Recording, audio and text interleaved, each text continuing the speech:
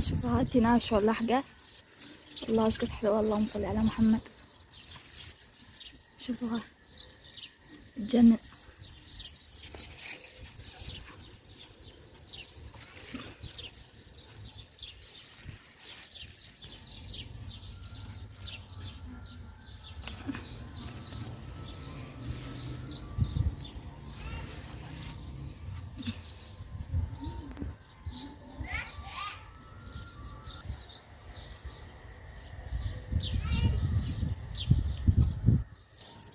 هاي تينا هيك لونها اصفر، وهاي لونها اسود بس بعدها ما لحق. العام زرعنا هاي التين وقلت شو وقت اكل من عنده سبحان الله، والسنة شوفوا شو بسرعة سبحان الله يا ربي. طبعا والله يعني السنين بسرعة تركض ركض. هاي الحديقة كاتلها الحار، وحتى عبالك يابسة من الشمس والحر.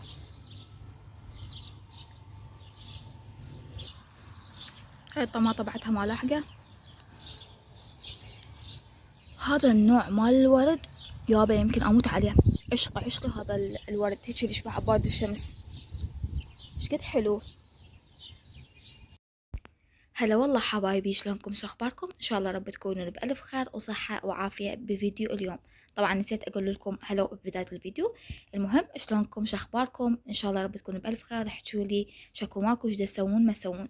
المهم تعالوا انا وياكم اليوم نسوي دونات كلش سهلة وطيبة. طبعا دونات تكون شكلها دائري، بس هاي راح اسويها يعني شكل مثلثات. حطيت كوب الا ربع مي، يعني كوب الا شوية مي دافي، وهنا خليت خاشوقتين حليب راح اخلي عليهم. ممكن تستعملون الحليب العادي. وراح اخلي بيضة. طبعا المكونات لازم تكون بدرجة حرارة الغرفة على مود تنجح عندكم. طبعا هاي كل سهلة وما بيها مكونات هواية، ونفس الوقت ما تحتاج فرن، يعني بدون فرن راح نقليها. وخليت خاشوقتين شكر. طبعا المكونات هنا حسب يعني مثلا الشكر ايش قد تردونها حلوة ممكن تزيدون وممكن تقللون. والخمرة هنا خليت رشة خمرة، يعني الخاشوقة يعني مترستها مسح. واي سحقة راح تسمعونها بالفيديو غلسوا عليها، لان الدنيا حارة ومطفية المبردة ومطفية البنكة على مود يطلع الصوت واضح، فيعني اعذروني. المهم نكمل. خليت شوية بيكنج باودر، رشة همينة مو هواي لانه اني اصلا مخلية خمرة. وحطيت رشة ملح. والزيت راح اخلي تقريبا خاشوقتين، ممكن هم تستغنون عن هاي الخطوة اذا ما حابين. والطحين راح يكون كوبين ونص، يعني نخلوه وخلوه على صفحة على ما تدخلون هواء دي عنده، وحتى همنا تنجح عندكم العجينة. أول شي أنا خلطت المكونات السائلة، وبعدين راح أخلي الطحين. بنات حتى تنجح عندكم هاي الوصفة إذا تقلونها ورا ما تختمر، يعني لازم تقلونها على نار كلش هادئة، لأن راح تحترق البرة أو الطبقة الخارجية، والبطن تظل عجينة. أوكي، فشنو على نار كلش هادئة.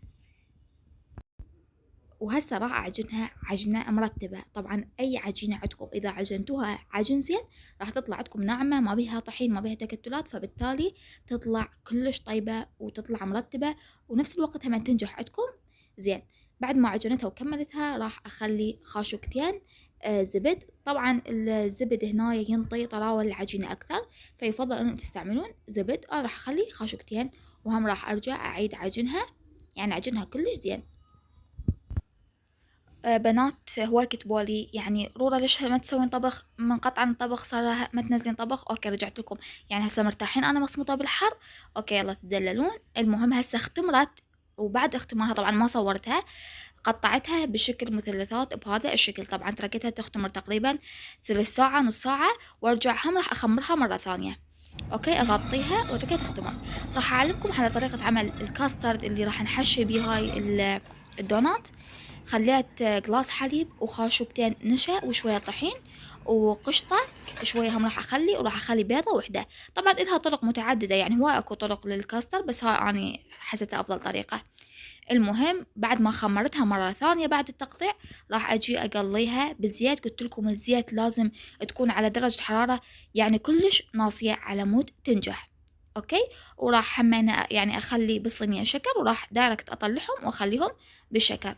راح طبعا يضاعف حجمهم أكثر مما هو يعني كان، وراح يكون شكلهم بهذا الشكل.